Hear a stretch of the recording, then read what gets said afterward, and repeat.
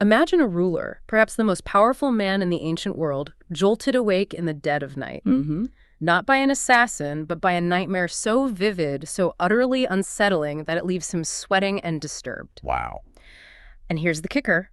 It happens not once, but twice. Okay. Even more unsettling. His entire court of wise men and magicians, the supposed experts, are utterly stumped. They have no answers, no interpretations. Right, a real crisis brewing. Yeah. It's the kind of leadership challenge that cuts through all the usual pomp and power, isn't it? It really is. When the spiritual and strategic foundations are shaken by a dream. Mm-hmm. That's uncharted territory. Absolutely. And that's precisely what we're diving into today, Pharaoh's dream and Joseph's rise. Mm-hmm. We're going to unpack how these seemingly abstract dreams didn't just rattle a monarch, but ultimately sparked one of history's most remarkable ascensions. From prison to power. Exactly. From the Yeah. depths of a prison cell to immense power, and forged a strategic plan that saved an entire region from devastating famine. And our deep dive, it draws from detailed historical narratives, giving us a unique lens into how these pivotal events unfolded. And what you'll discover is more than just an ancient story. This narrative reveals the timeless importance of insightful interpretation, strategic foresight, and decisive leadership when the chips are truly down. Yeah, definitely. So buckle up. Let's start by revisiting those deeply troubling visions that kicked everything off. Indeed. The core of this entire saga begins with Pharaoh's dreams. Mm-hmm. They weren't just vivid, they instilled this profound sense of unease. Right. So in the first dream, Pharaoh sees 7 beautiful, plump cows emerge from the Nile, grazing peacefully. Sounds idyllic, right? Seems fine so far. But then 7 other cows appear. These are sickly, emaciated, utterly gaunt. Okay. And here's the shocking, illogical twist. These starved cows proceed to devour the healthy ones. Devour them. Yeah. Yet even after consuming them, the lean cows remain just as thin as before. It's a visual paradox. What's truly unsettling about that, I think, is its defiance of logic. The strong are consumed by the weak, but the weak gain nothing. Exactly. It's a clear signal of imbalance, a profound disruption of the natural order. Yeah. So Pharaoh wakes, troubled, then drifts back to sleep. For round 2. Right, for the second act of this unsettling show. And the second dream is equally disturbing. This time, he sees 7 full, healthy heads of grain, ripe and good, growing on a single stalk. Okay, abundance again. But then 7 thin, withered heads sprout up right behind them, shriveled by a scorching east wind. Uh-oh. And just like the cows, these blighted stalks consume the healthy, plump ones. Pharaoh wakes again, realizing this was no ordinary night terror. His spirit, the ancient text tells us, was troubled that morning. This wasn't just a bad night's sleep. It was profound, almost, existential anxiety. Mm-hmm. He immediately summoned all the magicians and wise men of Egypt, desperate for answers. But here's the critical point, and perhaps the most terrifying for a ruler. What's that? There was none that could interpret them unto Pharaoh. Wow. Imagine the raw panic in that room when the most learned minds, the kingdom's intellectual elite, simply shook their heads. It was a crisis of interpretation. Left the leader of the world paralyzed by nightmares. Yeah, exactly. So the most powerful man on earth is utterly disturbed, his top experts are drawing blanks, and the entire kingdom is without answers. This really sets the stage for a dramatic shift. It does. But just when all hope seemed lost, a long-forgotten face resurfaces from the depths of memory, bringing with him a faint whisper of an unlikely solution. And the timing, as you said, it's quite telling. After 2 full years, the text says. 2 years. Since his release, the chief butler suddenly remembers his own past, specifically his time in prison alongside the chief baker. It's a classic case of crisis prompting a memory. Exactly. He recounts how he and the baker each had a dream, and this young man, an Hebrew, servant to the captain of the guard, interpreted them for both of them. Okay. And what's absolutely crucial for us to grasp here is that his interpretations were spot on. Proven accuracy. Right. The butler was restored to his office, while the baker was tragically hanged, exactly as Joseph predicted. This is the moment Joseph's credibility is established, not by magic, but by a proven track record. That's a powerful endorsement, especially coming from someone who experienced Joseph's accuracy firsthand. Yeah. And Pharaoh's response is immediate. Swift. Very swift. Yeah. He sends for Joseph from the dungeon. The text even notes Joseph shaved himself and changed his raiment before appearing before the ruler. Right, that little detail. It speaks volumes, I think, about the immense respect shown to the king, even by someone literally coming straight from a prison cell. What a dramatic entrance, right? From the depths of a dungeon to the throne room. And Joseph's very first words to Pharaoh are profoundly insightful. Yeah, what does he say? Pharaoh essentially says, I hear you can interpret dreams, probably expecting, a boast or something. Sure. But Joseph's humble yet powerful response is, it is not in me. God shall give Pharaoh an answer of peace. Wow. Yeah. Straight away. He immediately credits a higher power, positioning himself not as some mystical expert, but as a conduit. This humility is such a key insight into Joseph's character, and maybe his strategy too. It differentiates him from the court magicians. Good point. He's not relying on his own cleverness. He's presenting himself as an instrument of divine wisdom. Pharaoh then reiterates his dreams to Joseph, Right, he tells him the whole story again. providing even more chilling details, like the extreme ghastliness of those lean cows, such as I never saw in all the land of Egypt for badness, Yeah, he really emphasizes that. and how they remained ill-favored even after eating the fat ones. It shows how deeply imprinted these terrifying images were on Pharaoh's mind. And this is where Joseph pulls it all together with this unified, startling prophecy. He declares, the dream of Pharaoh is one.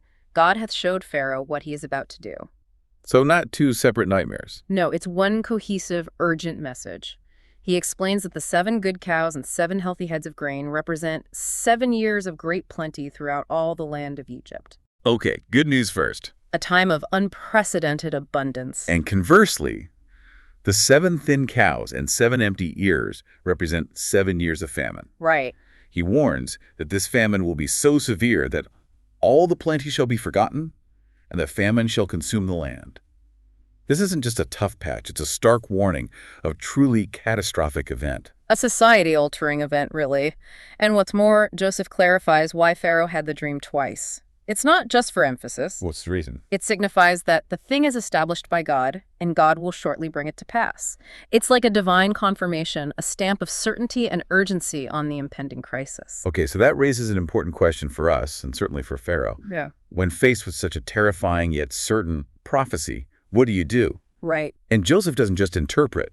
He pivots immediately to a comprehensive action plan, a blueprint for national survival. Yeah, that's the amazing part. This foresight, beyond mere prophecy, is the real aha moment, I think, for Pharaoh and for us. Exactly. This is where Joseph moves from just a dream interpreter to a strategic advisor, mapping out this unprecedented national strategy. He tells Pharaoh, now therefore let Pharaoh look out a man discreet and wise, and set him over the land of Egypt. Step 1. Yeah. Find the right leader. Crucial first step, finding the right leader to execute this monumental task. And it goes far beyond just finding a single leader. He proposes a full administrative structure. Let Pharaoh do this, and let him appoint officers over the land. Okay, delegation. Crucially, he details the resource management strategy. Take up the 5th part of the land of Egypt in the 7 plenteous years. A 5th? That's huge. Think about the sheer audacity and logistical genius of collecting 1/5 of all produce for 7 years. This wasn't just good planning. It was an unprecedented act of national resource management. Then comes the vital storage plan. Gather all the food of those good years and lay up corn under the hand of Pharaoh and keep food in the cities. Right, centralized storage. The ultimate goal, to ensure that the land perish not through the famine, which Joseph predicts will be very grievous. This demonstrates remarkable foresight and a proactive long-term vision. He's basically transforming a prophetic warning into actionable steps. Totally.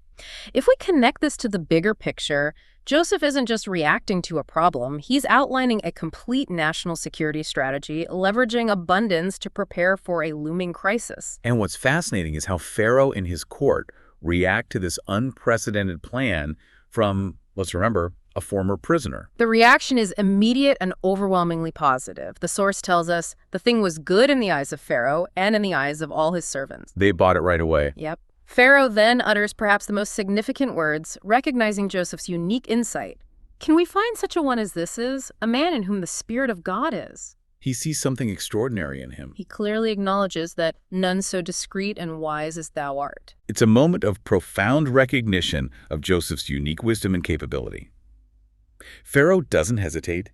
He immediately grants Joseph unprecedented authority. What does he say exactly? He declares, "Thou shalt be over my house, and according unto thy word shall all my people be ruled. Only in the throne will I be greater than thou. Wow. Second only to Pharaoh himself. A truly meteoric rise. And to solidify this, Pharaoh bestows powerful symbols of office, taking off his own signet ring The ultimate symbol of authority. and putting it on Joseph's hand. He arrays him in vestures of fine linen, the finest clothing, and places a gold chain about his neck. Decked out. Then, in a public display of his new status, Joseph rides in the second chariot, with people crying, "Bow the knee before him," formally making him ruler over all the land of Egypt. He even renames Joseph, giving him the Egyptian name Zephnath-Paneah. Which means something like, Interpretations vary, but something like revealer of secrets or perhaps sustainer of life, which turns out to be very fitting. yeah, absolutely. And he provides him a wife, Asenath, daughter of a prominent priest. The narrative also notes Joseph was 30 years old at this time. 30. Imagine achieving such immense power and responsibility at that age, especially after years in prison. It's a complete transformation of identity and status. Incredible. So Joseph, now effectively the prime minister of Egypt, gets straight to work. During the 7 years of abundant harvest, he travels over all the land of Egypt, diligently gathering food. He doesn't waste any time. No. The land, the source describes, brought forth by handfuls, just an incredible bounty. The sheer scale of the abundance was immense. Joseph gathered so much grain, as the sand of the sea, the text says, it became without number. Uncountable. He essentially created a strategic grain reserve of unprecedented proportions, enough to feed nations. And amid this monumental task, Joseph also started his own family. Right, his son. The birth of his 2 sons, Manasseh, meaning something like, "For God has made me forget all my toil on my father's house." Poignant. And Ephraim, meaning, "For God has made me fruitful in the land of my affliction." These names themselves are like many insights into Joseph's journey. They really tell a story. And then, just as Joseph had predicted, after the 7 years of plenty ended, The clock runs out. the 7 years of dearth began to come. And this wasn't just an Egyptian problem, right? No, not at all. The dearth was in all lands, and a famine was over all the face of the earth. This was a truly global calamity affecting the entire known world. But, True. crucially, in all the land of Egypt, there was bread. Joseph's foresight and methodical implementation of the plan had saved them. Amazing. When the Egyptians cried for food, Pharaoh simply directed them, "Go unto Joseph, what he saith to you do." Complete trust. Joseph then opened all the storehouses and sold to his people, fulfilling his role as the sustainer of life. And the famine was so severe elsewhere that all countries came into Egypt to Joseph to buy corn because the famine was so sore in all lands? Right. Egypt, once on the brink of disaster predicted by a dream, became the lifeline for the entire known world. It's an incredible testament to preparedness. So, thinking about this whole story, what does this entire deep dive mean for us today? Well, what an incredible journey we've just explored. It really is. From a mysterious, disturbing dream to a strategic national, even international, salvation.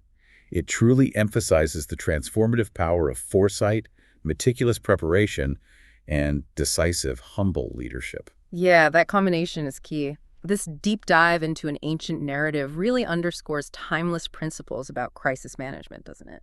It absolutely does. And the profound impact one individual's insight and action can have on the fate of millions. It makes you consider the immense value of being prepared for the unforeseen. Even when the threat seems abstract or distant, like a dream. Exactly. Absolutely. And it leaves us with a truly provocative thought, I think. Sometimes the most crucial insights for navigating complex challenges don't come from conventional wisdom or even established experts in positions of power. They can emerge from unexpected sources, from the most unlikely places, maybe even from what might initially seem like an abstract, unsettling dream. So the question becomes, Yeah, what does this suggest about where you might look for solutions to your own complex problems? Where might those unexpected insights be hiding?